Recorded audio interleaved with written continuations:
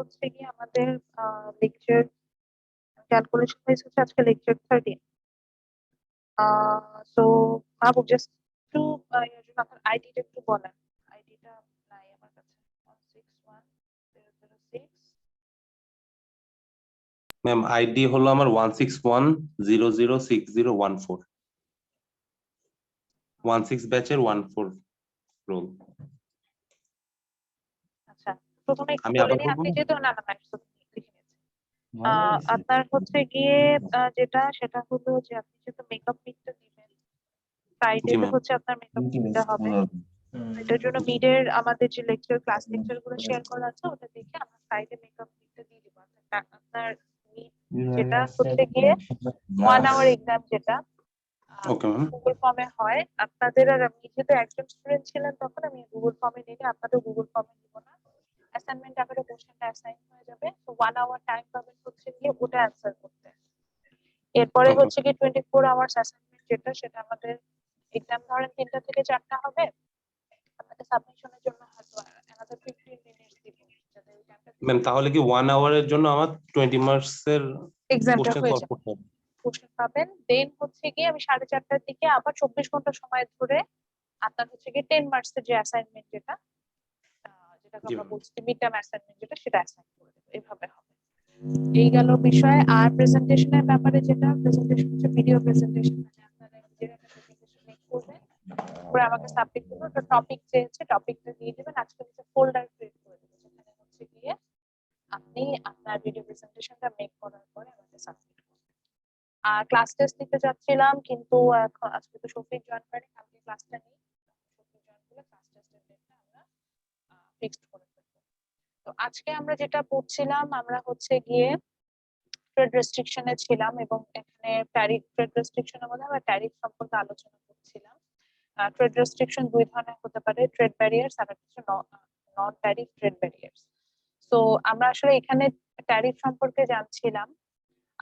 So tariff সম্পর্কে মানে trade রেস্ট্রিকশনের মধ্যে আমরা ট্যারিফ সম্পর্কে জানবো। এরপর হচ্ছে নন ট্যারিফ যে ট্রেড ব্যারিয়ার্স গুলো আছে সেটা সম্পর্কে আমরা নেক্সট চ্যাপ্টারে চলে যাবো। আজকে আমাদের এই চ্যাপ্টার অ্যাকচুয়ালি লাস্ট ক্লাস। তো আমরা অলরেডি ট্যারিফটা কি সেটা নিয়ে আইডিয়া পেয়েছি। ট্যারিফ হচ্ছে কি এমন একটা ট্যাক্স যেটা কিনা আমি যখন এক্সপোর্ট বা ইম্পোর্ট করতে যাচ্ছি তখন আমার ট্রেডেড কমোডিটির উপরে এই ট্যাক্সটা ইম্পোজ হয়। ম্যাম হ্যাঁ বলেন। ম্যাম শফিকুল কল দিয়েছিল। ওর ম্যাম ওয়াইফাই এর সমস্যা, আমি বলেছি ম্যাম নেট প্যাক কিনে তারপর ক্লাসে জয়েন করতে। ও জয়েন করতেছে। তো ট্যারিফটা আমরা যেটা দেখেছিলাম সেটা হচ্ছে গিয়ে যে এটা হচ্ছে এমন একটা ট্যাক্স যেটা হচ্ছে গিয়ে আমার আমি যখন এক্সপোর্ট বা ইম্পোর্ট করছি এখানে কমোডিটির উপরে এটা অ্যাপ্লিকেবল হয়। আমি এক্সপোর্ট বা ইম্পোর্ট যখন করছি তখন গভর্নমেন্টকে আমার যে ট্যাক্সটা দিতে হচ্ছে সেটাকে আমরা ট্যারিফ বলছিলাম। প্রথমে দেখেছিলাম যেটা ট্যারিফের ক্লাসিফিকেশন গুলো করেছি। তারপর আমাদের একটা কেস স্টাডি ছিল। কেস স্টাডি যে ফার্স্ট কেস স্টাডি যেটা ছিল সেখানে আমরা ডেভেলপ কান্ট্রির ক্ষেত্রে আমাদের যে মেজর ফাইন্ডিংসটা যেটা থাকে, যে তারা নন এগ্রিকালচার প্রোডাক্টের ক্ষেত্রে যখন হচ্ছে কি ট্যারিফটা ইম্পোজ করে, ওরা ঠিক যে প্রোডাক্টের ওরা অলরেডি স্পেশালাইজড ওই প্রোডাক্টের উপরে ওরা হাই রেট অফ ট্যারিফ দিয়ে দেয়, সো দ্যাট ওদের যাতে ইম্পোর্টটা খুবই কম হয়, ওরা ইম্পোর্ট না করে ওটা হচ্ছে কি এখানে যাতে এক্সপোর্ট করতে পারে। কিন্তু এটার টোটালি একটা ডিফারেন্ট সিনারি এটা আমরা দেখতে পাই হচ্ছে কি ডেভেলপিং কান্ট্রি গুলোর ক্ষেত্রে। ডেভেলপিং কান্ট্রি অর্থাৎ যারা হচ্ছে গিয়ে এখন ডেভেলপ হওয়ার জন্য চেষ্টা করছে, এই ধরনের কান্ট্রি গুলোর ক্ষেত্রে দেখা যায় যে তাদের ডিসিশন গুলো অনেকটাই ক্রস মানে ক্রস করে যায়। অর্থাৎ অনেক ক্ষেত্রে দেখা যায় যে the way they have to protect their domestic market, তারা সেটা না করে ওয়ার্ল্ড মার্কেটটাকে ওপেন করে দিচ্ছে, এবং অনেক ক্ষেত্রে তারা কিন্তু বেশ নেগেটিভলি এখানে এফেক্টেড হচ্ছে। এরকম একটা সিচুয়েশন আমরা দেখেছিলাম। পরবর্তীতে আমরা যেটা করেছিলাম, we try to find out A partial equilibrium analysis of the effect of a tariff. আমরা পার্শিয়াল একটা ইকুইলিব্রিয়াম অ্যানালাইসিস করছিলাম, যেখানে আমরা একটা প্রোডাক্টের উপরে ট্যারিফ ইম্পোজ করলে সেটা আসলে ওভারঅল যে আমার যে ইম্প্যাক্টটা পড়ে, এবং এখানে প্রোডাকশন এফেক্টও আমরা দেখে আসছিলাম, কনজাম্পশন এফেক্টও দেখে আসছিলাম, এবং রেভিনিউ এফেক্টও দেখে আসছিলাম। অর্থাৎ প্রোডাকশনে, ডোমেস্টিক প্রোডাকশনে কি ধরনের এফেক্ট করতে পারে সেটা সম্পর্কে একটা আমরা আইডিয়া নিয়েছিলাম। কনজাম্পশন অর্থাৎ আমি কনজিউম করছি সেখানে আমার কি ধরনের এফেক্ট করতে পারে সেটা আমরা পড়ে আসছিলাম, এবং রেভিনিউ তো গভর্নমেন্ট যে আর্নটা করছে সেখানে আমার ইম্প্যাক্টটা কিরকম সেটা সম্পর্কে আমরা জেনেছি। আজকে যেখানে আমরা চলে যাব সেটা হচ্ছে গিয়ে যে আজকে আমরা যেখানে যাব সেটা হচ্ছে যে আমরা এখানে দেখব যে কনজিউমার সারপ্লাস এবং ট্যারিফ নেক্সট পার্ট যেটা আমরা আসলে দেখবো যে effect of a tariff on consumer and producer surplus, এটা দিয়ে আসলে শেষ করবো। অর্থাৎ বুঝবো এটাও যে হোয়াট ইজ কনজিউমার সারপ্লাস আর প্রোডিউসার সারপ্লাস কি, এবং সেটা আসলেই থাকে কিনা সেটাও দেখবো। এবং আমরা দেখবো যেখানে কনজিউমার সারপ্লাসটা আসলে কমবে এবং প্রোডিউসার সারপ্লাসটা আসলে বাড়বে, এই জিনিসটা আমরা দেখবো। এবং ফাইনালি আমরা কস্ট বেনিফিট অ্যানালাইসিস করবো, মানে কস্টিংটা ক্যালকুলেশন করবো কতটুকু আসলে, মানে এটা আমরা অলরেডি পড়ে ফেলেছি, এটা জাস্ট আমরা একটা এরিয়া দিয়ে মেজার করে দেখাবো, এটা অলরেডি আমাদের পড়া। দেন হচ্ছে গিয়ে আমরা চ্যাপ্টারটা কমপ্লিট করে ফেলবো। আর পরবর্তীতে হচ্ছে গিয়ে চাইলে যদি মনে করি যে আমাদের হচ্ছে গিয়ে আমরা একটু বুঝতে চাই যে ট্রেড রেস্ট্রিকশনটা আসলেই ভালোভাবে কাজ করে কিনা, সেক্ষেত্রে আমরা কেস স্টাডি 4টা দেখতে পারি। কেস স্টাডি 4-এ হচ্ছে গিয়ে আপনার ওয়েলফেয়ার এফেক্ট বলছে, যেটা হচ্ছে ইউরোপিয়ান প্রোডাক্টের উপরে, মানে ইউরোপিয়ান কান্ট্রি গুলোতে যেটা হয় যে ওরা একটা ইউনিয়ন মেনটেন করে, ট্রেড ইউনিয়ন যেটাকে আমরা বলছি, যেটা আমরা নন ট্যারিফ ট্রেড ব্যারিয়ার যখন পড়বো নেক্সট ক্লাসে, সেখানে আমরা এই ধরনের আইডিয়া গুলো পাবো।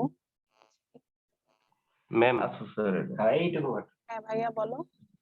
ম্যাম আপনার মানে আওয়াজটা কিরকম স্লেজি স্লেজি হচ্ছে ম্যাম, নয়েজি হচ্ছে, মানে কিছু বোঝা যাচ্ছে না।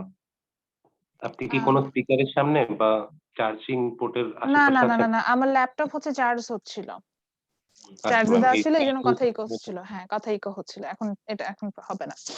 তো জি। যেটা বলছিলাম সেটা হচ্ছে যে কি জানি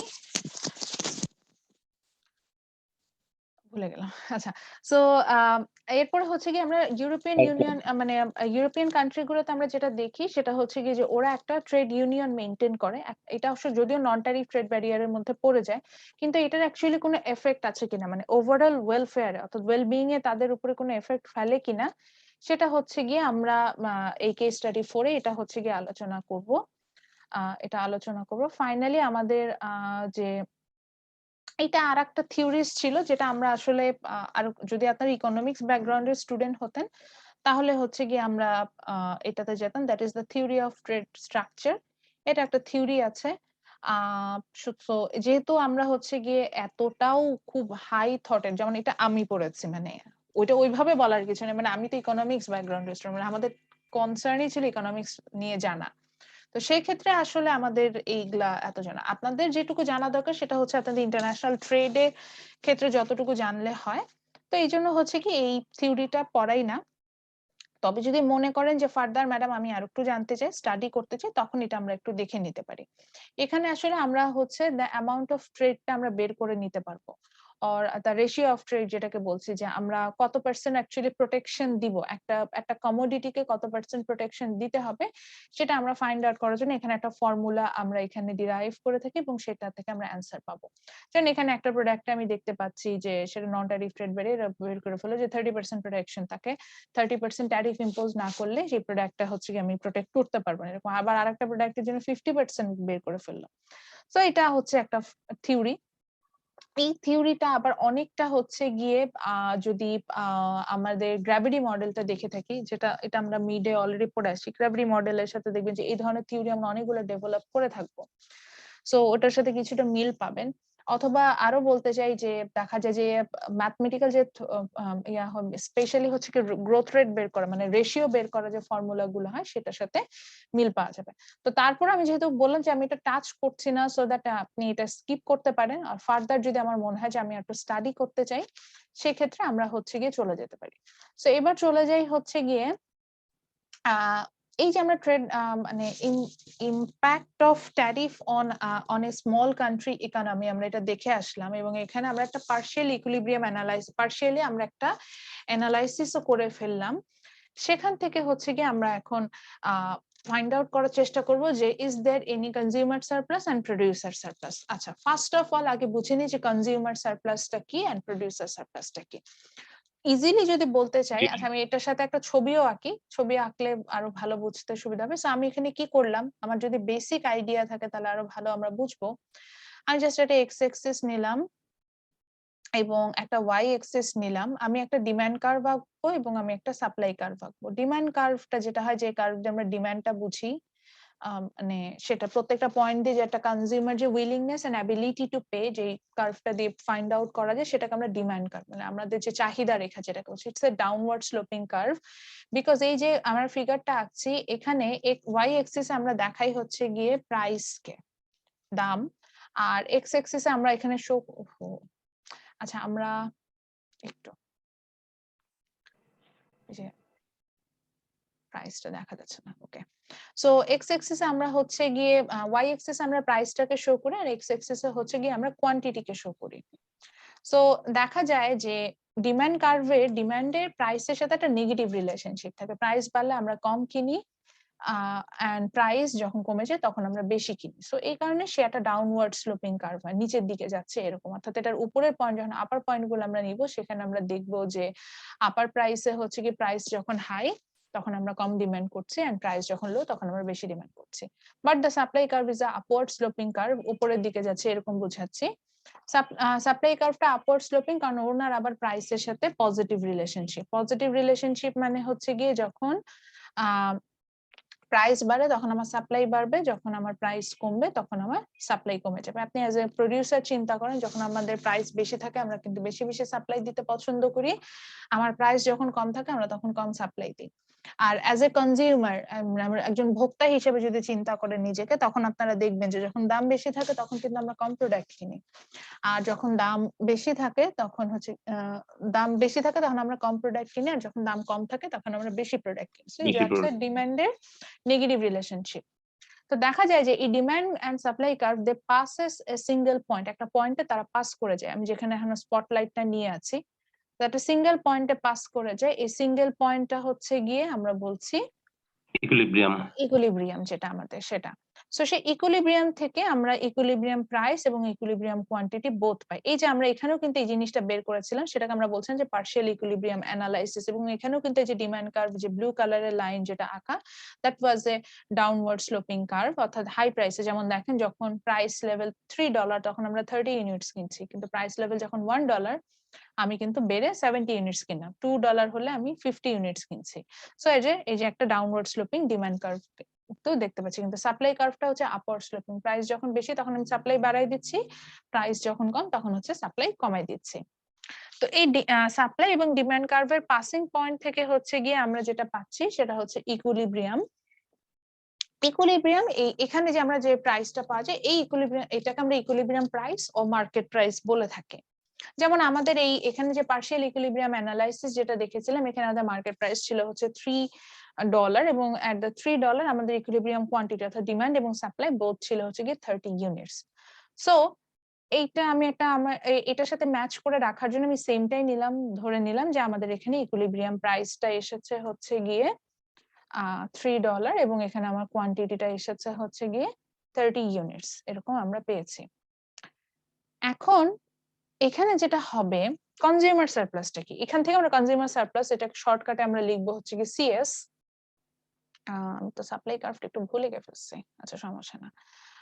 কনজিউমার সারপ্লাসটা হচ্ছে গিয়ে আমরা এখানে লিখবো হচ্ছে সিএস, আর প্রোডিউসার সারপ্লাসটাকে আমরা পিএস দিয়ে লিখবো এভাবে। একটু সাপ্লাই কার্ভটাকে মানে অ্যাডজাস্ট করে দিলাম, না এটার সাথে অ্যাডজাস্ট না করলে পরবর্তীতে বুঝাইতে পারবো না। ওকে, সো কনজিউমার সারপ্লাসটা হচ্ছে, ধরেন সাপোজ আপনি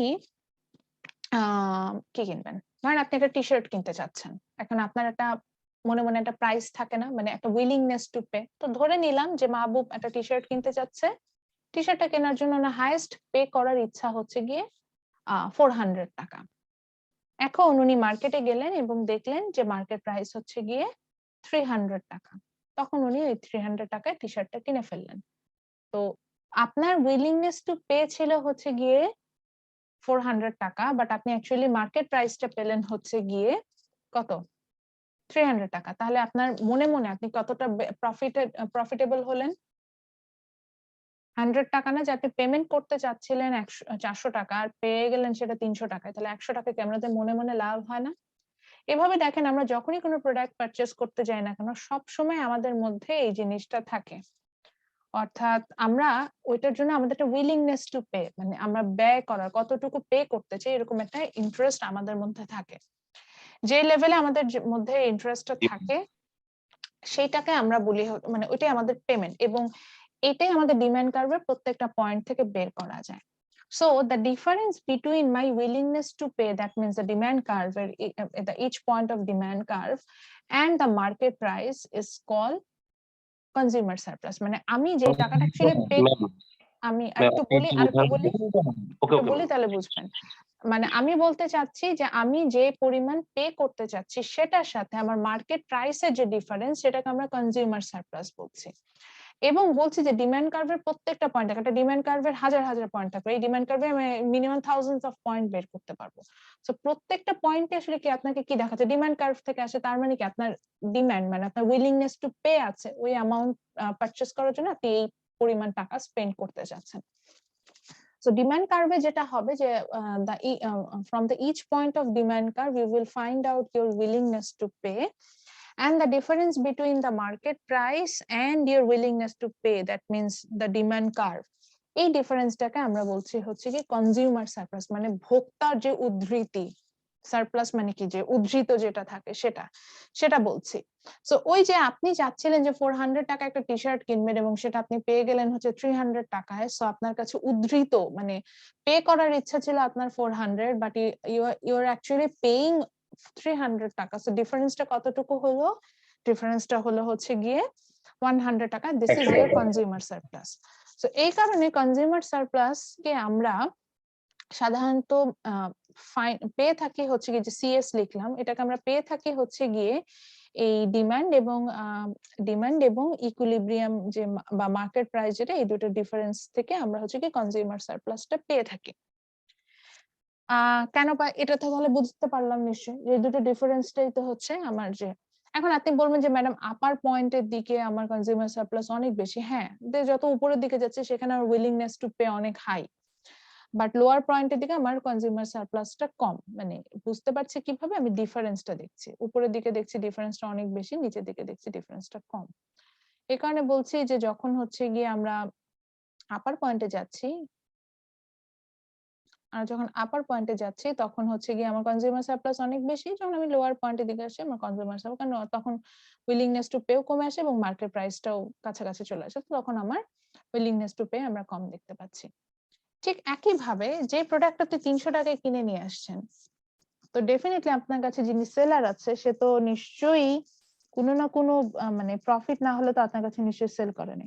দেখা গেল যে আপনি যে প্রোডাক্টটা খুশি মনে কিনে নিয়ে আসলেন, খুশি খুশি মনে, দেখা গেল যে ওইটা আরো কম প্রোডাক্টটা, দিবে। ওটার প্রোডাকশন কস্ট ছিল হচ্ছে গিয়ে 100 টাকা, এবং সেটাকে উইথ প্রফিট যখন সেল করছে আপনার কনজিউমারের কাছে, মানে আপনার কাছে, ও এটা হাইয়েস্ট প্রাইস হতে পারে 150 টাকা উইথ প্রফিট। দোকানদার ভেবেছিল যে আপনাকে তো 300 টাকা বলেছে, মানে 150 টাকা ডাবল দাম বলেছে, 300 টাকা। বুঝতে পারছেন, আপনি তার সাথে কোনো দামাদামি না করেই কিনে নিয়ে চলে আসছেন, বিষয়টা হয়ে জি গেছে। ম্যাম। তার মানে জি। ওর ইয়া ছিল যে আপনি যদি 150 টাকাও বলেন তাও দিয়ে দিবে, কারণ ওর প্রোডাকশন কস্ট হচ্ছে 100 টাকা এবং ও ওটা সেল করতে চাচ্ছিল with profit 150। So each point of supply curve, মানে যে সাপ্লাই কার্ভের যে প্রত্যেকটা পয়েন্ট পাচ্ছি যেটা হচ্ছে আপওয়ার্ড স্লোপিং কার্ভ, এটা যেটা আপনাকে শো করে সেটা হচ্ছে গিয়ে the production cost of a product. আচ্ছা জাস্ট আমাকে একটু টাইম অ্যালাউ করেন। Sure ma'am.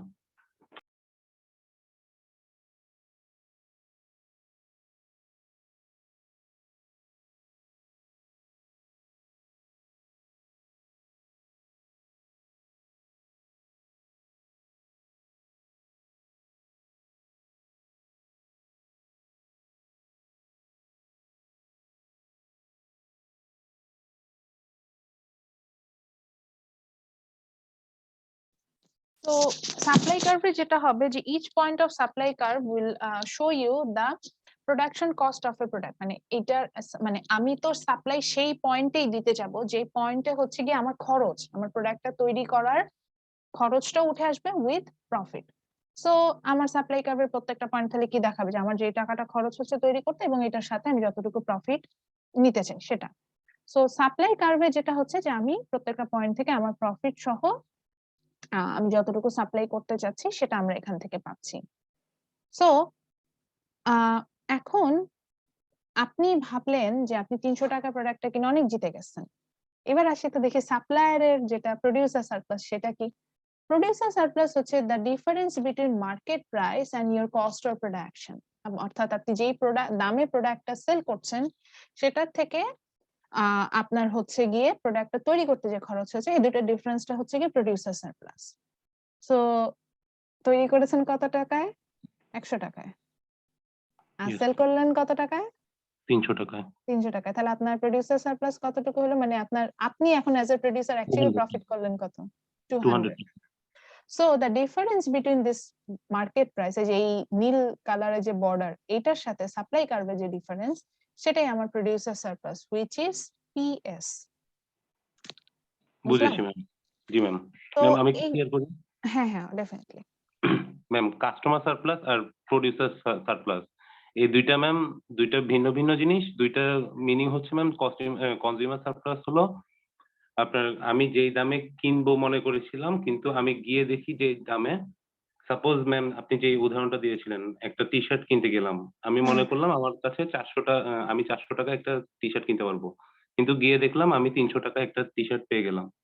সো এখানে আমার 100 টাকা কনজিউমার সারপ্লাস হচ্ছে। আর অপোজিট সাইডে ম্যাম যেটা প্রোডিউসার সাইডে ওরা যে কস্ট দিয়ে ম্যাটেরিয়ালসটা কিনেছিল ওইটা মাইনাস আর যেই দামে সেল করেছে।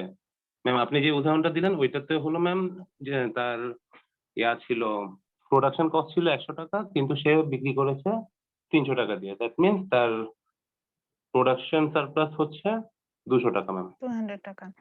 তো এইভাবে আপনি বলতে পারেন যে মানে আমার কি সবসময় কনজিউমার সারপ্লাস থাকবে বা প্রোডিউসার সারপ্লাস থাকবে? না, নরমালি আপনার জিরো হতে পারে। এমনও তো হতে পারত। আপনি তো হাইয়েস্ট 400 টাকাই পে করতে চেয়েছেন। এমনও হতে পারতো প্রোডাক্টের দাম 400 টাকাই হয়ে যেতে পারতো। তখন আপনার প্রোডিউসার সারপ্লাস মানে কনজিউমার সারপ্লাস জিরো। এমনও সিচুয়েশন চলে আসলে যাতে একদম ইকুইলিব্রিয়ামের কাছাকাছি পয়েন্টে। এমনও হতে পারে যে আপনার প্রোডাকশন কস্টও হচ্ছে গিয়ে আপনার এখানে 300 টাকা। আপনি দেখলেন যে মার্কেট প্রাইস তো কোনো একটা কারণে 300 টাকাই আছে। এখন আপনি চাইলেন লস করতে না। কারণ প্রোডাক্টটা যদি আপনি না সেল করেন যদি 300 টাকাও পাচ্ছেন তো কস্টিংটাও তো উঠে আসবে না। তখন আমরা কিন্তু জিরো প্রফিটে অনেক সময় প্রোডাক্ট বলে না মানে একদম কস্টিং উঠানোর জন্য যে সেল প্রাইসে দিয়ে দেয় তো এটাও কিন্তু হয়। তো consumer surplus and producer surplus both zero হতে পারে ইভেন নেগেটিভও হতে পারে। এখন ধরেন এটা আপনার বেসিক নিডের সাথে চলে যাচ্ছে। আপনি ধারণা আমাদের যেমন এই যে যখন ইনফ্লেশন রেটটা বেড়ে যায় আমাদের কি হয় যে আমাদের একটা এক্সপেকটেশন থাকে প্রাইস লেভেলটা এমন হবে কিন্তু দেখা যায় যে এক্সপেকটেশনের থেকে বেশি আমার প্রাইস চলে আসছে তখন কিন্তু আমরা কাটছাট করে অন্য জায়গা থেকে চেঞ্জ করি তখন কিন্তু আমাদের দেখা যাচ্ছে যে কনজিউমার সারপ্লাসটা নেগেটিভ হয়ে যাচ্ছে অর্থাৎ আমার উইলিংনেস টু পে হয়তো সাপোজ 400 টাকা ছিল কিন্তু আমি বাজারে যেয়ে দেখলাম এখন আমার পোশাক কিনতে এবং টি শার্টের দাম হচ্ছে 800 টাকা। সো উল্টা নেগেটিভ 400 অর্থাৎ আমি 400 টাকা লসে চলে গেলাম। এটা টোটালি মেন্টাল টার্ম। আচ্ছা বাই দা ওয়ে এটা কিন্তু এমন না যে আমরা সবসময় চিন্তা করি। দেখবেন যে আমরা যখন প্রোডাক্ট পারচেজ করি আমরা মনে মনে ভাবি না যে 200 টাকা জিতলাম বা 100 টাকা জিতলাম। এই যে মনে মনে যে চিন্তা করছি this is our consumer surplus. ঠিক একইভাবে আমরা তো প্রোডিউসার না। সো এটা হয়তো বুঝতে পারবো না। অ্যাজ এ প্রোডিউসার ওদের একটা বিষয় থাকে যে এই প্রোডাক্ট থেকে ধরেন পার প্রোডাক্ট ওদের যে কাস্টমার থেকে ওরা চিন্তা করে যে এই কাস্টমারের কাছে আমি 200 টাকা প্রফিট করলাম ওই কাস্টমারের কাছে 50 টাকা প্রফিট ওদের সব কাস্টমারের কাছে যে সেম ওরা প্রোডিউসার সারপ্লাস পাবে তাও কিন্তু না। তো এই জিনিসগুলো দেখা যায় যে মানে একটা স্যাটিসফ্যাকশনে যায় না। এইখান থেকে আমরা হিসেব করি।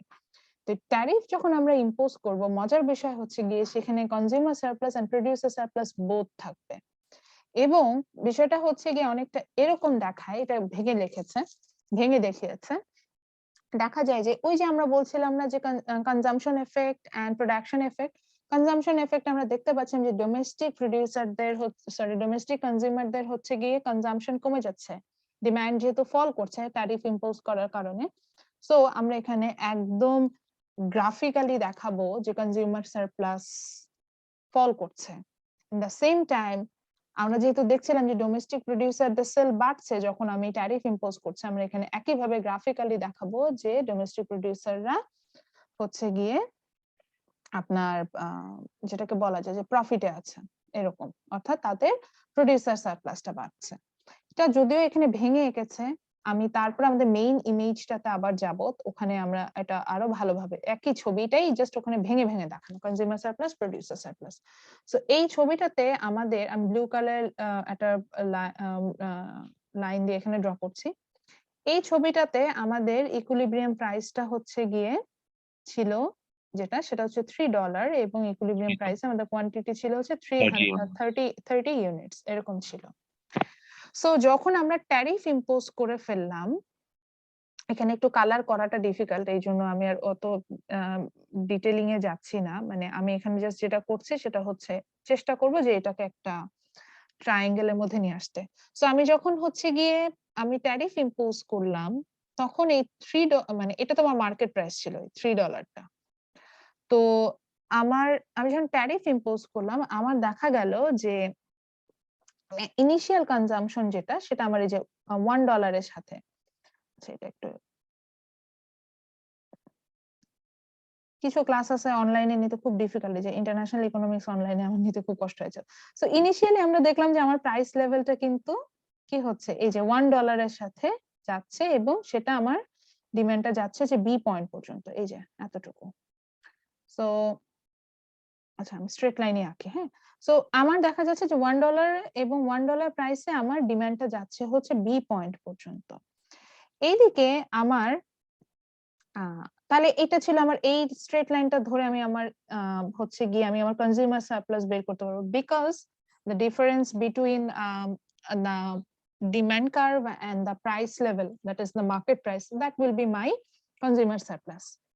এরপরে যেটা হলো যে আমি ট্যারিফ ইম্পোজ করে দিলাম, এই যেটা তো ওয়ার্ল্ড প্রাইস ছিল, ট্যারিফ ইম্পোজ করলাম, এবং আমার উইথ ট্যারিফ আমার সাপ্লাই কার্ভটা হচ্ছে গিয়ে উইথ ট্যারিফ আমরা দেখতে পেলাম যে আমার ডলারটা প্রাইস লেভেলটা ইনক্রিজ করে $2 চলে গেল, এবং সেখানে যে দেখলাম যে at the $2 our demand has become this H point, so that we demand 50 units of product here. So এখন আমাদের যে কনজিউমার সারপ্লাস, এগেন আমি এই রেড লাইনটাই ড্র করলাম, সো ওখান থেকে আমরা দেখতে পাচ্ছি our consumer surplus has become GH. So আগে কনজিউমার সারপ্লাস কি ছিল, বেশ লার্জ একটা অ্যামাউন্ট ছিল, সেখান থেকে আমার কিন্তু কমে আসলো। সো এই যে চেঞ্জেসটা আমি দেখতে পেলাম, দেখেন এখন একটা এখানে আমি একটা রেক্ট্যাঙ্গেল এরিয়া ড্র করে ফেললাম। এই যে চেঞ্জেস গুলো, এই চেঞ্জেসটা যদি আমি ক্যালকুলেশন করতে পারি, আমি দেখেন এটা একটু ডার্ক মার্কও করছি, এটা আমরা আমাদের ছবি আছে বইয়ে মার্ক করা, সেই চেঞ্জেস গুলো যদি আমি এখান থেকে বের করতে, এই যে চেঞ্জেসটা হলো, that's the effect on consumer surplus.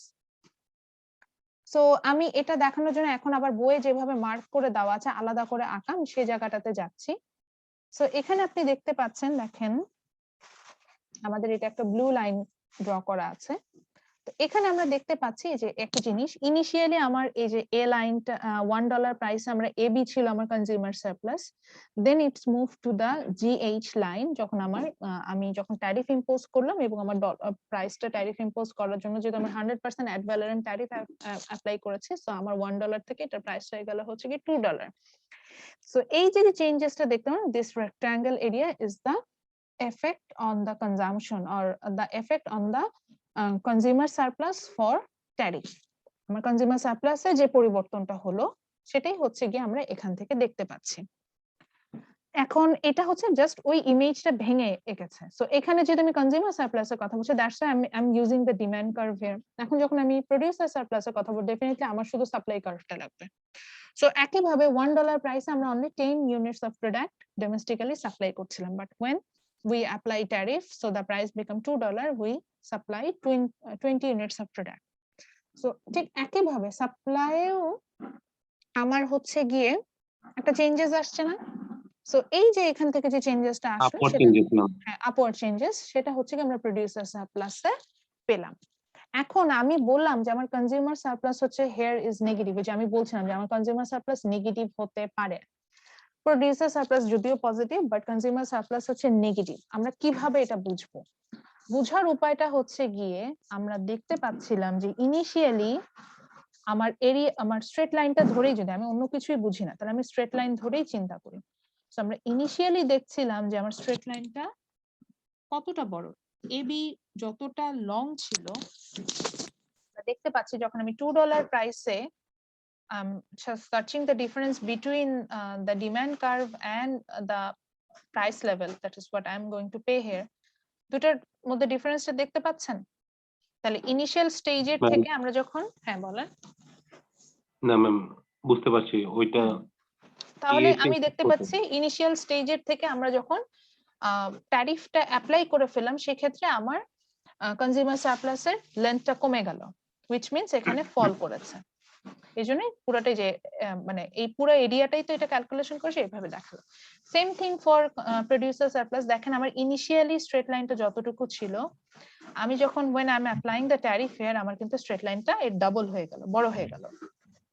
So তার মানে কি এখানে আমার আমার মনে হচ্ছে যে বেড়ে গেল।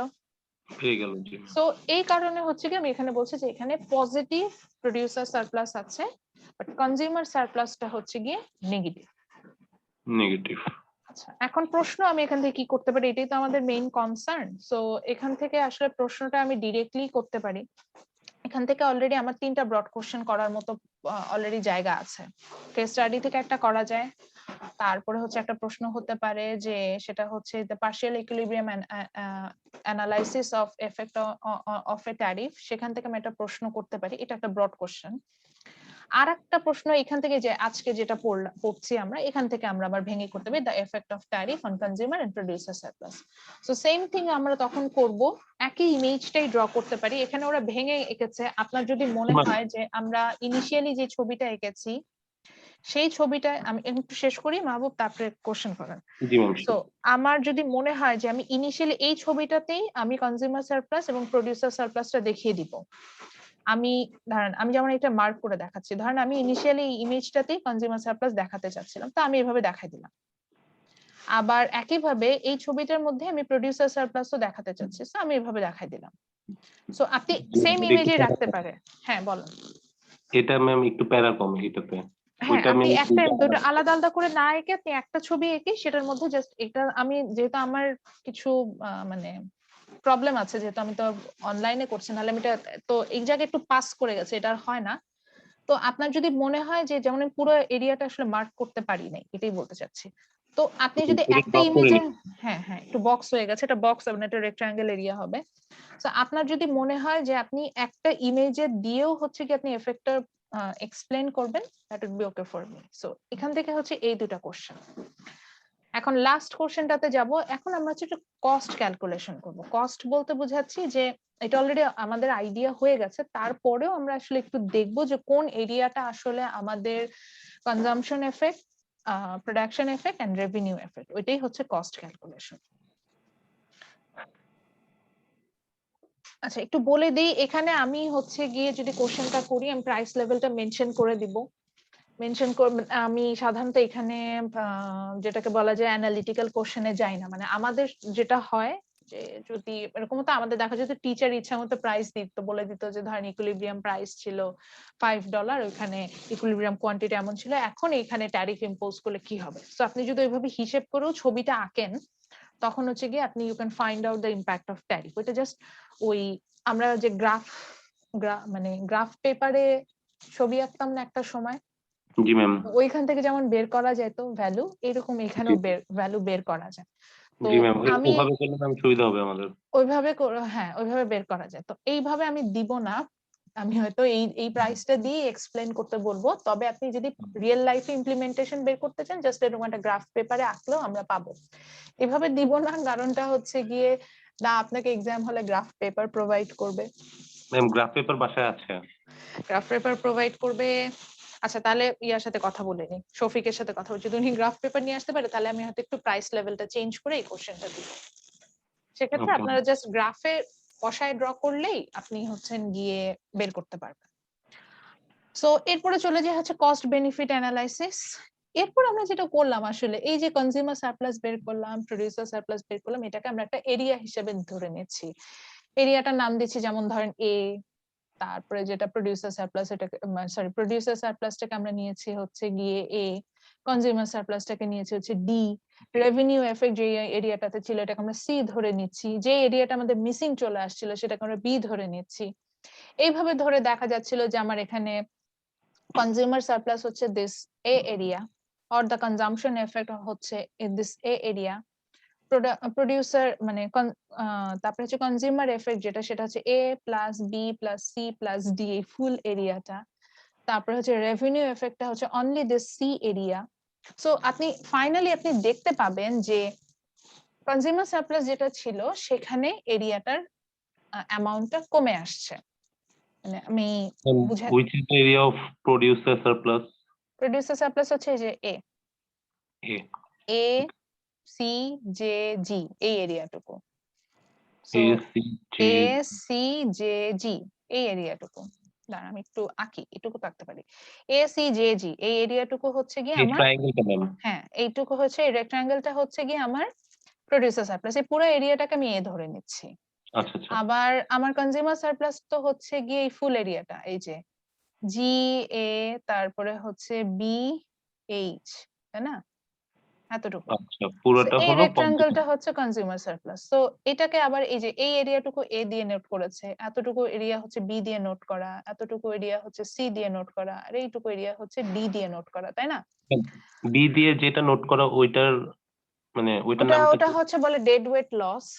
মানে ডেড এই ওয়েট লস। এই ডেড ওয়েট লসটা হচ্ছে কি কিছু ক্যালকুলেশন থাকে, আপনি দেখবেন এটা মিস হয়ে গেছে কোনোভাবে এই মিসেলেনিয়াস প্রবলেম যেগুলো ম্যাম। হ্যাঁ মিসিং এরিয়াটা বের করা যায় না। যদিও আমরা ধরে নেই যে এইটা, আমি যেটুকু বুঝি যে এটা হচ্ছে গিয়ে যে মিডল ম্যানদের কাছে এই টাকাটা চলে যায় যখন ট্যারিফ ইম্পোজ হয় না, আচ্ছা আচ্ছা মাঝখানে হাত বদলে এই টাকাটা চলে যায়, কিন্তু এইটা গ্রাফিক্যালি আপনার এক্সপ্লেন করার কোনো জায়গা থাকে না, ওকে ওকে এইরকম একটা বিষয় থাকে। তো এর এই যে কারণে মার্কেট ফেলিয়ার অ্যারাইজের ওয়ান অফ দ্য রিজন হচ্ছে যে অ্যাসামেটিক ইনফরমেশন, মিস ইনফরমেশন পাচ্ছেন আপনি।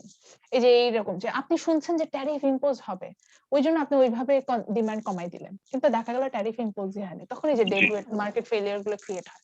তো বি এরিয়াটা যেটা আমার মিসিং হয়ে যাচ্ছে ওইটা এখানে মেনশন করছে। কিছু আমি জায়গা আসলে স্কিপ করে যাচ্ছে, যে বললাম যে সবকিছু তো আর আসলে বোঝানো মানে এটা আপনারও দোষ না, মানে আমি এটা বলছি যেটা তো মানে বেসিক তো আপনাদের ইকোনমিক্স না, কিছু ডেড ওয়েট লস আমার কিন্তু বলার কথা না। বা আজকে যেমন আমি প্রোডিউসার সারপ্লাস বুঝেছিলাম, কনজিউমার সারপ্লাস, এগুলো কিন্তু আমি যখন পড়েছি আমার স্যাররা এগুলো বুঝায় না, কারণ তারা জানে আমি অলরেডি এগুলো পড়ে আসছি। জাস্ট বললো এটুকু কনজিউমার সারপ্লাস, এটা প্রোডিউসার সারপ্লাস, শেষ, এরকম। তো ডেড ওয়েট লস বুঝাতে গেলে একটা পুরো একটা টার্ম যেতে হবে, জাস্ট গেম থিওরি পুরোটা বুঝে আসতে হবে। জাস্ট তাহলে এতটুকু ঠিক বলি, আছে লাগবে। মার্কেট ফেলিয়ার যখন হয়, অর্থাৎ আমাদের এক্সপেক্টেড যে আউটকাম যেটা হওয়ার কথা সেটা না পেলে মার্কেটের সিচুয়েশনটাকে আমরা বলি মার্কেট ফেলিয়ার। এইটার একটা রিজন হচ্ছে ডেড ওয়েট লস। তো যেটাকে আমরা অ্যাসামেটিক ইনফরমেশন দিয়ে বোঝাতে পারি, যেমন ধরেন আপনি মার্কেটে যে দেখলেন যে দুই ধরনের গাড়ি আছে, একটা গাড়ির দাম হচ্ছে 20 লাখ টাকা, 20 লাখ টাকা আপনি একদম ঝকঝকে তকতকে নিউ ব্র্যান্ড নিউ কার পাচ্ছেন। আর একটা গাড়ি দেখলেন সেটার দাম হচ্ছে 10 লাখ টাকা, কিন্তু আপনি জানেন না হুইচ ওয়ান ইজ বেস্ট। আপনার এই ইনফরমেশনটা আপনার কাছে মিসিং। এখন দুইটা গাড়ি দেখতেই একরকম, কিন্তু যে গাড়িটার দাম 10 লাখ টাকা সেই গাড়িটা হচ্ছে গিয়ে 3বার অ্যাক্সিডেন্ট রেকর্ড আছে, মাইল অনেক বেশি চালানো হয়েছে, অনেক মাইলেজ, রিকন্ডিশন। হ্যাঁ, কিন্তু আপনি কিন্তু জানেন না, আপনার কাছে ইনফরমেশন নাই যে কোন গাড়িটা রিকন্ডিশন আর কোন গাড়িটা ব্র্যান্ড নিউ। আপনি কি করবেন, একটা শোরুমে যা দেখলেন একটা গাড়ি 20 লাখ আর একটা গাড়ি 10 লাখ, তাহলে 10 লাখ একটা গাড়ি কিনবো না আমি, নাকি একই দাম দিয়ে একই রকম দেখতে বেশি দামি গাড়িটা কিনবো? অবশ্যই যেটা কম পাবো ওইটা কিনবো। ওটা কিনবো। তখন কি হবে, আস্তে আস্তে সবাই কম দামি গাড়িটা কেনা শুরু করবে। সো ভালো প্রোডাক্ট কি মার্কেট আউট হয়ে যাবে না? জি এটা হচ্ছে একটা অ্যাসামেটিক ইনফরমেশন, এই কারণে মার্কেট ফেলিয়ার অ্যারাইজ হয়। বা ওই যে ওইটাও যখন আচ্ছা। আমরা এরকম গ্রাফে দেখাতে যাবো ডেড ওয়েট লস, মানে এটা তো আপনি ম্যাথমেটিক্যালি প্রুফ করতে পারবেন না, মানে আরে এটা তো একটা মেন্টাল টার্ম, মানে মানসিক একটা অবস্থা হবে যে আমি দাম বেশি বলে ওটা কিনলাম না, একই রকম দেখতে একটু কম দামিটা কিনলাম। সেম জিনিসটা জি। হয়, যেমন দেখবেন যে ভালো ফ্রুট, যেমন আপনি যে দেখলেন যে কমলা, দেখলেন যে একটা কমলা আপনাকে দোকানদার বললো যে মামা এটার দাম হচ্ছে সাপোজ ধরেন 20 টাকা হালি, আর এটা হচ্ছে 10 টাকা হালি। আপনি দেখবেন 20 টাকা হালিও দেখতে একই রকম দেখতে দুইটা, কিন্তু ডিফারেন্সটা হচ্ছে যেটা 20 টাকা হালি ওটা মিষ্টি বেশি, আর যেটা 10 টাকা হালি সেটা মিষ্টি না। আপনাকে তো এই কিন্তু এই ইনফরমেশনটা আপনার কাছে মিসিং, অর্থাৎ প্রপার ইনফরমেশনটা এটা কনজিউমারও পেতে পারে, আবার অনেক সময় প্রোডিউসারও পেতে পারে, প্রপার ইনফরমেশনটা আপনার কাছে নাই। এই কারণে মার্কেট তখন আপনি কি করবেন, আপনি 10 টাকার লেবুই কিনুন, কারণ আমি তো খালি চোখে দেখতেছি দুই লেবুই দেখতে একরকম মিষ্টি টক, আমার তো এটা ফ্যাক্টর না, তাহলে কম দামিটা কিনি। তখন আমাদের ওই হুম। ভালো প্রোডাক্টটা মার্কেট আউট হয়। এখন দুইটাই আসলে উদাহরণ দিলাম, কনজিউমার এন্ড থেকে, প্রোডিউসার এন্ডেও বলি। দেখবেন যে ডক্টররা এই ধরনের ইয়াটা পায়, অ্যাসামেটিক ইনফর্ম। আমরা ডক্টরদের কাছে যে অনেক ইনফরমেশন হাইড করি। জি ম্যাম। কেন করি? এইজ হাইড নো করি, রিজন। তারপরে যে মেডিকেল হিস্ট্রি ছিল হাইড করি, যাতে হচ্ছে গিয়ে ডক্টর আমাকে কম মেডিসিন প্রেসক্রাইব করে, কম ট্রিটমেন্ট দেয়, এরকম উল্টা পুল্টা। তখন ডক্টর কি ইনজেকশন করে? পুশ না করে। হ্যাঁ হ্যাঁ হ্যাঁ, উল্টা পুল্টা হচ্ছে গিয়ে আমাকে একটা ট্রিটমেন্ট দিয়ে দিচ্ছে। এটাও একটা অ্যাসামেটিং, এটার জন্য মার্কেট ফেলো। সো আমার আসলে যে ট্রিটমেন্টটা হওয়ার কথা ছিল আমি সেটা না পেয়ে উল্টা ট্রিটমেন্ট পেয়ে যাচ্ছি। It's one of the reason of market failure. So এইটা আপনি ক্যালকুলেশন করবেন কিভাবে বলেন? মানে এটা কোনো মানে ক্যালকুলেশন করার কোনো টার্ম আছে যে আমি ডক্টরকে যে আমার এইজ কম বলছি, এইজ কম বলছি, এখন ডেফিনেটলি ধরেন আপনার এইজ সাপোজ ধরলাম 30, আপনি যে বললেন স্যার আমার বয়স তো বেশি না, 22, এখন তো সে তো সেইভাবেই প্রেসক্রাইব করবে। হ্যাঁ আপনাকে অ্যান্টিবায়োটিক ওইভাবে দিবে, আপনাকে ওই ওয়াইজ মেডিসিন প্রেসক্রাইব করবে, বা ওই ওয়াইজ ধরেন আপনার ওভারওয়েট, আপনাকে ওয়েট মানে মেইনটেইন, তো হাইট এবং এইজ ওয়াইজ কিন্তু ওয়েটের একটা চার্ট থাকে, আপনাকে ডায়েট চার্ট ওইভাবে দিবে। তাহলে কি আপনার জি। প্রপার ট্রিটমেন্ট হইলো না? কিন্তু আপনি তো মিস ইনফরমেশন দিয়েছেন, এখানে একটা মার্কেট ফেলিয়ার হলো। এইটাই হচ্ছে একটা গিয়ে, কথা বলতে চাই। হ্যাঁ বলেন। এখানে ম্যাম অনেক কিছু আছে ম্যাম। এখানে বি যেটা বোঝানো হয়েছে ম্যাম, হুম হুম যেমন ম্যাম আমার হাইট অনুযায়ী যে ওয়েট, এটা হুম অনেকে বলে ম্যাম একরকম। আর আমি যেটা ম্যাম সার্চ করে বুঝতে পেরেছি, হুম ওইটার পরে ম্যাম আমি ডক্টর কাছে মানে সাজেশন পেয়েছি ম্যাম, আমার 90 থেকে 95 রাখা দরকার হুম অ্যাজ এ 6 ফিট 3 ইঞ্চি হিসাবে ম্যাম। হুম হুম হুম তো ম্যাম এটা আমি আগে এটা ডাক্তারের কাছে যাওয়ার আগে ম্যাম আমি এটা তো আগে বুঝতে পারিনি, বা চার্ট দেখার আগে আমি বুঝতে পারিনি। তখন ম্যাম একটা মানে মানে কনফিউশনের মধ্যে ছিলাম না ম্যাম, হ্যাঁ, সেটাই ম্যাম। এটাও কিন্তু আপনি মার্কেট ফেলিয়ারের মধ্যে আনতে পারেন। কোনো আচ্ছা। একটা এন্ড থেকে আপনি মিস ইনফরমেশন পাচ্ছেন। নাই, কিন্তু মার্কেটের সিস্টেম হচ্ছে গিয়ে যে consumer producer both will have the equal access for the information about the product, সেটা সেই সেল করেন আর পারচেজ করেন, মানে আমি একদম ইকুয়াল ইনফরমেশন পেলাম না। এই কারণে তো মার্কেট ফেলিয়ারটা অ্যারাইজ হয়। এবং মার্কেট ফেলিয়ারের প্রবলেমটা কি, ওইটা না মানে ওইটার জন্য যে লসটা হচ্ছে, এই লসটা সামহাউ মিসিং থাকে, ওটা আমরা আনতে পারি না।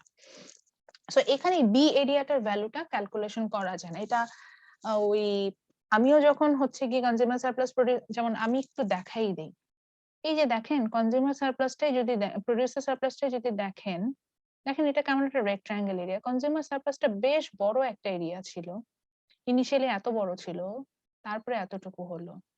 এখানে কিন্তু এই ডি এরিয়াটাও ডেড ওয়েট লস, এটা কোথায় গেল জানি না।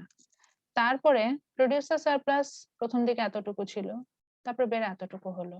ঠিক আছে, আমি দুইটা আমরা জানি যে প্রাইস লেভেল আর সাপ্লাই কার্ভের ডিফারেন্সটা প্রোডিউসার সারপ্লাস। এখন আমার রেভিনিউ এফেক্টটা আমরা পেলামই হচ্ছে গিয়ে যে আগে রেভিনিউ এফেক্টটা কি, আচ্ছা আমি একই কালার দিয়ে করতেছি তো আমি একটু ডিফারেন্ট কালার ইউজ করি। রেভিনিউ এফেক্টটা আমি জানি হচ্ছে গিয়ে আমার এক্সপোর্ট ইম্পোর্ট যতটুকু হয়েছে, প্রথমে এক্সপোর্ট ইম্পোর্ট হলো হচ্ছে গিয়ে আমার এত বড় ইউনিট, ভুল সরি ভুল ড্র করেছি। প্রথমে এক্সপোর্ট ইম্পোর্ট হলো হচ্ছে এই 30 ইউনিটস, না আমি কি ভুল বললাম,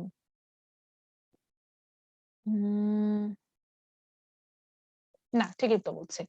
আচ্ছা, সো পরবর্তীতে আমার মানে ম্যাম একটা কোশ্চেন ম্যাম। হুম ম্যাম এখানে রেভিনিউটা কার রেভিনিউ? এটা কি প্রোডিউসারের রেভিনিউ না না, এটা কাস্টমার? গভর্নমেন্টের পকেটে, ট্যারিফের জন্য যে রেভিনিউটা গভর্নমেন্ট পাচ্ছে সেটার আচ্ছা কথা আচ্ছা বলছি। ওকে তো ওকে। প্রথমে যেটা হলো যে আমরা এক্সপোর্ট ইম্পোর্ট, হ্যাঁ এবার বলছেন ভুলটা বলছিলাম কোথায়, আমরা এক্সপোর্ট ইম্পোর্ট করে আসলাম কতটুকু, এতটুকু অ্যামাউন্ট, পরবর্তীতে আমরা এক্সপোর্ট ইম্পোর্ট করছি এতটুকু অ্যামাউন্ট। কিন্তু দেখা গেল যে এই যে, তাহলে এখান থেকে যখন ক্যালকুলেশন করছি 30 ইউনিটস হচ্ছে কি আমার আফটার ট্যারিফ 30 ইউনিটস গভর্নমেন্টের পকেটে যাচ্ছে, তাই না? এই যে 30 ইউনিটস মানে এই যে এইচ, ওটা আমি সরাসরি প্যারালালি একটা লাইন ড্র করলাম, সেটা আমি এমএন পর্যন্ত দেখলাম। তাহলে 30 ইউনিটস আমার পকেটে যাচ্ছে। হুম। প্রোডিউসার সারপ্লাস হলো হচ্ছে গিয়ে সি এ জে এইচ, এতটুকু এরিয়া। কনজিউমার সারপ্লাস হলো হচ্ছে গিয়ে এই যে কনজিউমার সারপ্লাস ছিল হচ্ছে আমি আর একটু অন্য এই আরেকটা area। কালার, হ্যাঁ, কনজিউমার সারপ্লাস ছিল এত বড় এরিয়া, সেখান থেকে কমে চলে আসলো হচ্ছে এই যে এতটুকু। তাহলে এই যে দেখেন তো এই এরিয়াটাকেও মিসিং, এই এরিয়াটুকুও মিসিং, মানে আমার হুম। কোনোভাবে এটার ক্যালকুলেশন নাই। কারণ গভর্নমেন্ট তো আমার ট্যারিফ ট্যাক্স ইম্পোজ করছে, ট্যাক্স ইম্পোজ করার কারণে 30 ইউনিটস হয়ে গেছে হচ্ছে গিয়ে আপনার এক্সপোর্ট ইম্পোর্ট, 30 ইউনিটস এর উপরে সে রেভিনিউ পাবে। বাকি এই অংশটা কোথায় গেল আর এই অংশটা কোথায় গেল? প্রোডিউসার সারপ্লাস নেই, কনজিউমার সারপ্লাস নেই। This is the deadweight loss for the information gap এবং বা মার্কেট ফেলিয়ারের জন্য। তো এটা হচ্ছে কি যে এটা বি এরিয়া আর এটা হচ্ছে কি ডি এরিয়া, এটার ক্যালকুলেশন আসে না, কোনোভাবে আনতে পারি না আমরা। সো মেইনলি যখন আমরা এই ডেডওয়েট লসের আইডিয়াটাও আপনি আমার যখন এখানে ব্যাখ্যাটা করছে আপনি কিন্তু পেয়ে যাবেন এখানে যখন মানে এই ইমেজটার ব্যাখ্যা করছে আপনি খেয়াল করে দেখবেন যে ও যখন কনজিউমার সারপ্লাসের কথা বলছে এ বি সি ডি ফুল এরিয়াটার কথাই বলছে, আবার প্রোডিউসার সারপ্লাসের কথাও যখন বলছে তখন কিন্তু বলে দিচ্ছে যে this is the producer surplus, that is a. So রেভিনিউটাও কথা বলে দিল সি। তাহলে আমার আসলে কি হওয়া উচিত ছিল? রেভিনিউটা হওয়া উচিত ছিল হচ্ছে গিয়ে এ আর মানে কনজিউমার সারপ্লাস আর প্রোডিউসার সারপ্লাস এর যে চেঞ্জেসটা হচ্ছে সেটা। কিন্তু দেখা যাচ্ছে এ বি সি ডি থেকে এ মাইনাস করলে আমার বাকি থাকে হচ্ছে গিয়ে বি সি ডি এই ফুল এরিয়াটা। কিন্তু আমি শুধু এখানে মেনশন করেই দিলাম যে আমার প্রোডিউসার সরি মাই মিস্টেক, রেভিনিউটা গভর্নমেন্টের পকেটে ঢুকছে হচ্ছে যে সি এই 30 ইউনিটস এর মতো প্রোডাক্ট, অর্থাৎ $1 করে প্রত্যেকটা ইউনিটের উপর দিলে $30। তাহলে $30 আমার গভর্নমেন্টের পকেটে ঢুকলো। কিন্তু বাদ বাকি ডেডওয়েট লসের এখানে ওরা কস্টটা বের করেছে, এটা হচ্ছে এটা বি এরিয়ার ভ্যালু বলছে 5 ইউনিটস $5 আর ডি ইউনিটের প্রাইসটা বলছে মানে ভ্যালুটা বলছে $10। এগুলা কোথায় গেল? এই যে সেটাই বলছে this is represent the protection cost or deadweight loss to the economy। আপনি বললেন ম্যাডাম প্রোটেকশন কস্টটা কি? ওই যে বললাম গভর্নমেন্ট প্রোটেক্ট করতে যাচ্ছে, ওই ট্যারিফ ইম্পোজ করব কি করব না, করতে গেলেও তো মানে গভর্নমেন্টের বিভিন্ন প্রসেস থাকে না, তো এই ক্ষেত্রে গভর্নমেন্টের কিছু লেন্দি হয়ে যায় কাজটা, এই সময় যে লসটা হয় বুঝতে পারছি মানে লাইক গভর্নমেন্ট আমি জানি যে নেক্সট মান্থে ট্যারিফ ইম্পোজ করবে, এই কারণে মিস ইনফরমেশনের কারণে বাজারে একটা হ্যাজার্ড সিচুয়েশন হয়ে গেল, কিছু জায়গায় কনজিউমার সারপ্লাস ধাপ করে কমে গেল, প্রোডিউসার সারপ্লাস ধাপ করে বেড়ে গেল। এই যে মিস ইনফরমেশনের কারণে কিছু অ্যামাউন্ট আপনি কোনোভাবে ক্যালকুলেশন করে আনতে পারছেন না, that's the deadweight lost here. এখন ডেডওয়েট লস আমরা এটা ওই যে বললাম যে ম্যাক্সিমাম কেসে ক্যালকুলেশন করা যায় না, একটা রিয়েল লাইফ এক্সাম্পল দিয়ে বললাম, যেমন ডক্টরের এক্সাম্পলটা দিলাম। তো এইখানে আসলে কিভাবে আপনি ক্যালকুলেশন, আমি কেন এইজ কমাই বললাম এটার কোনো ব্যাখ্যা নেই। এখন একটা প্রিন্সিপাল আছে economics, rational people think at the margin. হয়তো আমরা সবাই এরকম থিঙ্কিং করি যে এইজ কমাই বললে একটু আমাকে ইয়াঙ্গার দেখাবে, বাট আপনি কিভাবে আপনার গ্রে হেয়ার লুকাবেন বা আপনার স্কিনটা যে টান টান না এটা কিভাবে লুকাবেন, এগুলো চিন্তা করি না। সো জিনিসটা আরো একটু এলাবোরেটলি এক্সপ্লেনেশন দিয়েছে যে প্রোটেকশন কস্ট বা ডেডওয়েট লসটা কি, এখানে আরো একটু আছে, এটা একটু পড়তে হবে আগে নিজে। আমি তো মোটামুটি বললাম, এরপরে যখন আমরা নিজেরা পড়বো তখন জিনিসটা আরো একটু ক্লিয়ার হবে। So this is the cost and benefit analysis of the impact of tariff. এই যে ট্যারিফ ইম্পোজ করলাম এটার কারণে কস্টিং এবং আমার যে প্রফিট যেটাকে আমি বলছি সেটার যে চেঞ্জেসটা এটা আমরা বুঝলাম। সো আমরা দেখলাম যে বেসিক্যালি রেভিনিউটা গভর্নমেন্টের পকেটে এসেছে হুইচ ইজ সি অ্যামাউন্ট, এখানে প্রোডিউসার সারপ্লাসটা বাড়ছে, কনজিউমার সারপ্লাসটা কমছে এবং কিছু মিস ইনফরমেশনের কারণে ডেডওয়েট লস আমরা দেখতে পাচ্ছি, যেটাকে আমরা প্রোটেকশন কস্ট হিসেবে ধরে নিচ্ছি, এবং সেটা যে আসলে কার পকেটে যাচ্ছে আল্লাহ মালুম, আমরা এটা এখানে জানি না। এবং আমি যেটাকে বলছি যে এটা মিডল ম্যানদের হাতে চলে যায়, কিছু মানুষ আছে প্রোডাক্ট স্টক করে রাখে সেখান থেকে যায় এবং এই টাকাটা মেইনলি কনজিউমারদের পকেট থেকেই যায়, অর্থাৎ মিসিং টাকাটা, এবং আমরা সেটাই দেখতে পাচ্ছি যে কনজিউমার সারপ্লাস আমার একটা বিশাল অ্যামাউন্ট কমে গেল এবং সেটা ওই যে আমাদের পকেট থেকে আজাইরা কাজে টাকাটা আজাইরা মানুষের কাছে চলে গেল, এরকম একটা হবে। সো আজকে এতটুকুই পড়বো, নেক্সট ক্লাসে আমরা হচ্ছে নন ট্যারিফ ট্রেড ব্যারিয়ার যে চ্যাপ্টারটা, কালকে ক্লাস নিব কিনা বলতে পারতেছি না, তবে ফ্রাইডেতে ক্লাস নেব। ফ্রাইডেতে হচ্ছে আপনার এক্সাম যেহেতু আমি 3টা থেকে দিয়েছি, সো 4টা 4:15 তাহলে ক্লাস টাইমটা দিব, দিয়ে আমরা ফ্রাইডেতে একটা ক্লাস নিব আচ্ছা, ফ্রাইডেতে মর্নিং এ অফিসে চলে যাব। আচ্ছা দেখি ফ্রাইডেতে আমি একটু আগে আমি কালকে গুগল ক্লাসরুমে পোস্ট করে দেব। আইদার মর্নিং এ ক্লাস নিব লাইক 10টা-11টার দিকে অথবা 3টা-3:30টার দিকে। আচ্ছা আপনাকে এক্সামটা সকালে অ্যাসাইন করে দিই। এটা বেটার হয়। তাহলে 3টার সময় আমি এক্সাম নিতে পারবো। সরি ক্লাস নিতে পারবো প্রপারলি।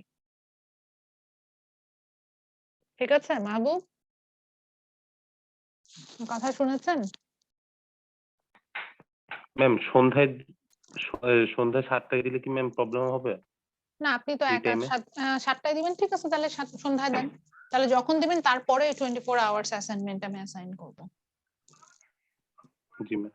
তাহলে ফ্রাইডেতে আমাদের 3টায় হচ্ছে রেগুলার ক্লাস আর 7টায় হচ্ছে আপনার এক্সাম। Okay ma'am. ঠিক আছে? ওকে। এটা হবে আর আমি লিংক তাহলে কালকে আবার জেনারেট করে দিয়ে দেব। জি ওকে ঠিক আছে তাহলে ম্যাম ভালো ম্যাম ম্যাম থাকেন। ম্যাম ম্যাম বলেন। ম্যাম ক্লাস যখন দিবেন ম্যাম এর আগেই পরীক্ষাটা দেন, সন্ধ্যায় লাগবে না। ওভাবে ম্যাম আবার অ্যাসাইনমেন্টের জন্য ম্যাম প্যারা হয়ে যাবে একটু। তাহলে সকাল 10টায় দেন। সকাল এক্সামটা সকাল 10টায়। 10টা থেকে 11টা আর 11:30 থেকে 11:30 থেকে পরের দিন তো সকাল 11:30 পর্যন্ত টাইম পাবেন 24 আওয়ার্স অ্যাসাইনমেন্টের জন্য। Okay ma'am. হ্যালো। বলেন।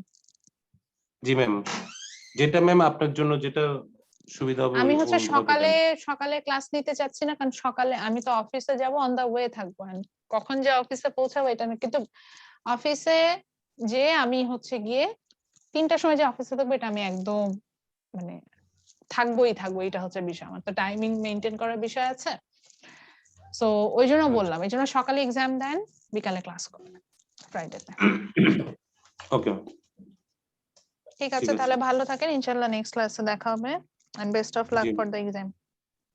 আর যদি কোনো ইনশাআল্লাহ। প্রবলেম ফেস করেন আপনি চাইলে গুগল ক্লাসরুমে পোস্ট করতে পারেন ওখান থেকে দেখেও ওকে সলভ করে দিতে পারবো। জি ম্যাম। ওকে আসসালামু আলাইকুম। ওয়ালাইকুম আসসালাম।